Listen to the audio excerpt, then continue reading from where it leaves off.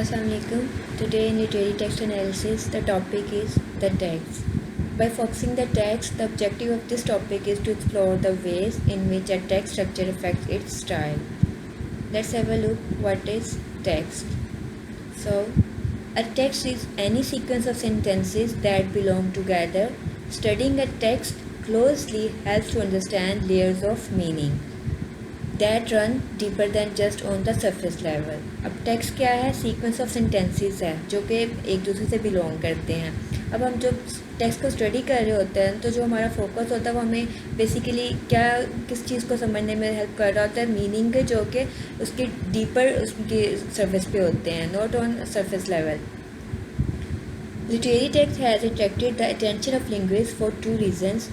Firstly, it has data which can be analyzed through the models of linguistics, and secondly, it has also data which cannot be analyzed through the models of linguistics. अब दो तरह से हम इसको analyse कर सकते हैं text को. फर्स्टली तो हम इसको थ्रू लिंग्विस्टिक्स कर सकते हैं, ठीक है. अब जो सेकेंडली जो इसका एनालिसिस है उसके लिए हमें लिंग्विस्टिक्स के जो मॉडल्स हैं वो उससे डेविएट कर जाता है, ठीक है. और उसको एनालाइज करने के लिए हमें उन लिंग्विस्टिक्स के मॉडल्स को डेविएट करना होगा. So firstly text analyse through linguistics elements. तो अब हम किस तरह से हम टेक्स्ट को एनालाइज करेंगे जब, तो उसमें लिंग्विस्टिक्स के एलिमेंट्स को हम किस तरह से इंक्लूड करते हैं इसमें. According to Halliday, the linguistic elements in literary writing are part of the analysis of a literary work. Halliday analyzes Leda and Swan, एक poem है by the poet Yeats. So the poem is a sudden below the great wings beating still, above the staggering girl, the thighs caressed by the dark webs, her nap caught in his bill, he holds her helpless breast upon his breast. अब इसमें आप देखेंगे जो underline है the, अब the का आपको पता है कि वो आर्टिकल है, और यहाँ पे जो द का जो है वो किस तरह से यूज़ हो रहा है वो हम इसको एनालाइज करेंगे. He analyzes the poem by looking at nominal groups. अब nominal groups क्या होते हैं? Noun phrases, and verbal groups, verb phrases. अब इसमें हम देखेंगे कि he analyzes the nominal groups through definite article the.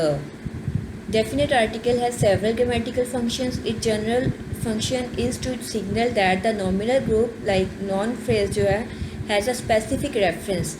अब इसका वो बता रहा है कि जो उसका डेफिनेट आर्टिकल द है, इसका जो एक फंक्शन है उसका स्पेसिफिक, जो को नॉमिनल ग्रुप्स के साथ जो उसको है कि उसको स्पेसिफाई करता है कुछ रेफरेंसेस को, और ये रेफरेंसेस जो हैं वो तीन तरह के होते हैं. So types of references in nominal groups are cataphoric, anaphoric and homophoric. Firstly, cataphoric. So the cataphoric reference is said to be cataphoric when it has a modifier or a qualifier. It may include adjectives in form of modifier. अगर वो modifier होगा तो किस तरह से होगा कि like उसमें adjective जो include कर रहा होगा जो कि noun से पहले आएगा. अगर qualifier होगा जो कि head word के बाद में आता है, ठीक है. तो उसमें अगर हम उसमें एग्जाम्पल देखते हैं पोइम में से, the white goddess in the temple. White modifier है, ठीक है, और इन द टेम्पल जो है वो क्वालिफायर है. Now article in this sentence specifies a goddess. अब किसको, ये जो आपके पास जो है हमारे पास यहाँ पर मॉडिफायर और जो क्वालिफायर है वो दोनों बेसिकली किसको स्पेसिफाई कर रहे हैं? गॉडेस को. और ये कैटाफोरिक रेफरेंस होता है जिसमें कि एक मॉडिफायर और क्वालिफायर जो है वो किसी भी जो है उसको वर्ड को, वो हेड वर्ड को उसको वो कर रहे होते हैं, उसको रेफर कर रहे होते हैं. Secondly we have anaphoric reference. So anaphoric reference is said to be anaphoric when the head word is linked with something or someone previously mentioned in the paragraph.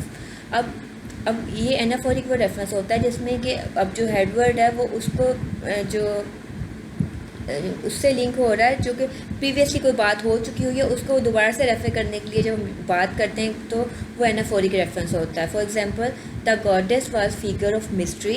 It refers to previous goddess in the poem. अब जो previously जो goddess की बात हमें चल रही है, हमें उससे पता है कि वो गॉडेस कौन है, द वाइट गॉडेस. अब उसी गॉडेस को दोबारा से वो कह रहे हैं द गॉडेस. अब जो द जो यहाँ पर है वो यूज़ हो रहा है as a anaphoric reference. Then we have homophoric reference. So homophoric reference is said to be homophoric when the head word is sufficient itself. अब वो उसको किसी की ज़रूरत नहीं है कि उसके पहले आए या बाद में आए, वो अपने तौर पर जो है वो एक रेफरेंस देता है, खुद पे वो वो डिपेंड करता है. For example the sun, the moon and the president etcetera. अब ये पॉइंट इसको देखेंगे आप, तो उसमें जो वर्ड्स हैं ये the sun, the moon, the president, तो ये अपने ओन पर सेल्फ सफिशिएंट हैं. बट जो रेफरेंसेस यहाँ पर हम देख रहे हैं, the goddess was figure of mystery. अब यहाँ पे तो गॉडेस जो है ये एनाफोरिक रेफरेंस है, जो कि हम ऑलरेडी बता चुके हैं कि गॉडेस कौन थी. The white goddess in the temple, वो गॉडेस जो कि टेम्पल में है और वो वाइट है. ठीक है, तो अब इसमें यहाँ पर उसको ज़रूरत है एक तो वाइट की, उसको एक्सप्लेन करने के लिए एक रेफरेंस की ज़रूरत है, और एक तो वो वाइट है, सेकेंडली वो टेम्पल में है, वो वाली गॉडेस की बात हो रही है. ठीक है, तो अब यहाँ पर एनाफोरिक है the goddess was figure of mystery. अब यहाँ पर जो है ये एनाफोरिक इस तरह से है कि गॉडेस का हमें ऑलरेडी पता है कि वो गॉडेस कौन सी गॉडेस है, लेकिन the sun, the moon, the president, इसमें इसका प्रीवियसली या आगे इसका कोई रेफरेंस नहीं है, तो ये सेल्फ सफिशिएंट रेफरेंसेस हैं, तो ये होमोफोरिक रेफरेंसेस हैं. Now there is a controversy. So when Latin swan is analyzed, the poem is analyzed by the linguist. So the definite article looks like cataphoric because in the poem it is either with a modifier or a qualifier. अब कहाँ पर ये जो है definite article जो हमारे पास the है वो कैटाफोरिक लग रहा है इन द पोइम, क्योंकि या तो वो मॉडिफायर के साथ है या क्वालिफायर के साथ है. But they do not act so when their function is observe. जब उसको कीनली हम उसको ऑब्जर्व करते हैं तो हम ये देखते हैं उसका फंक्शन जो है वो उस तरह से नहीं है. They do not make self contained references. For example the great wings and the dark webs can be defined as ones having cataphoric articles, but they do require some previous link. अब इसमें the great wings, the dark webs, अब इसमें लग तो रहा है कि हमें कैटाफोरिक है, बट इसमें कोई प्रीवियसली कोई इसका रेफरेंस है ही नहीं है कि कौन से किसकी ग्रेटनेस की बात हो रही है, डार्कनेस जो है वो किससे रिलेटेड, वेब से कैसे रिलेट कर रही है, तो उसका प्रीवियसली कोई रेफरेंस नहीं है. They have to be either anaphoric or homophoric. The form of definite article is different and the function of definite article is different. अब हम इसमें ये देख रहे हैं कि फॉर्म जो है वो तो हमें और शो कर रही है, लेकिन उसका जो फंक्शन है वो उससे बिल्कुल अपोजिट है. अब यहाँ पर हम देखते हैं कि the dark web, the great wings and the staggering girth, they are identified anaphorically. ठीक है, अब हमें इसको अगर एनाफोरिकली इसको करते हैं तो क्योंकि अगर हम इसको इस तरह से लेते हैं कि they are refer back to the title Leda and the swan, like अगर ये बात हो रही है विंग्स की तो ये उसकी स्वैन की बात हो रही है. द स्टैगरिंग गर्ल है अगर, तो ये हम इसको कह सकते हैं कि जो लेडा की बात कर रहे हैं, ये हम उसको उसके टाइटल की तरफ इसको रेफर बैक करके हम इसको एज अ एनाफोरिक ले लेते हैं. So these references, dark webs, great wings as bodily parts, are anaphoric reference to the swan and staggering girl, identified as human plus female to the ledda. अब हम ये इसको कर सकते हैं कि जो डार्क वेब्स है और जो विंग्स हैं जो रिलेट कर रहे हैं इसकी स्वैन टाइटल में से जो स्वैन के बारे में बात हो रही है स्वैन को रिलेट कर रहे हैं, और इसमें जो ह्यूमन और फीमेल जो आइडेंटिफाई इसको कर रहा है स्टैगरिंग गर्ल को, वो लेडा से इसको रिलेट कर रहा है. तो अब इसको हम एज एनाफोरिक रेफरेंस ले सकते हैं. Halliday analyzes the text only. अब उसको सिर्फ टेक्स्ट को एनालाइज कर रहा है. He makes use of only language in his analysis.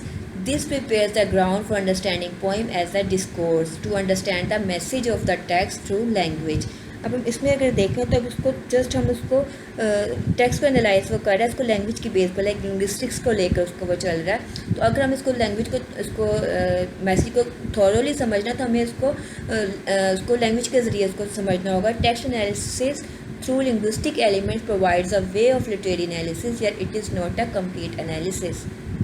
अब हमसे ये पता चलता है कि अगर हम इसको इस तरह की जो लिंग्विस्टिक्स अगर हम एलिमेंट्स यूज़ करते हैं, इसको वो कुछ मीन तो हमें कुछ हद तक कहीं तो वो मीनिंग दे रहा है, लेकिन फिर कहीं किसी जगह पर वो हमें वहाँ पर कंफ्यूज भी कर देता है. जैसे कि अभी हम इसके बारे में हो रहे हैं, जब मैं रिसेंटली अभी हमने जो स्लाइड्स अभी हमने गो थ्रू किया, तो इस तरह से उसकी जो फंक्शन है और उसकी जो फॉर्म है वो उसको डिफरेंट कर देता है. उसको जो फंक्शन यहाँ पर हो रहा होता है वो उसके अकॉर्डिंग उसकी नहीं चल रहा होता. तो इस तरह से अब अगर हम उसको लेकर चले तो फिर हम कंफ्यूज हो जाएंगे कि एनाफोरिक भी नहीं है, कैटाफोरिक भी नहीं है, होमोफोरिक भी नहीं है, तो मतलब फिर ये क्या है.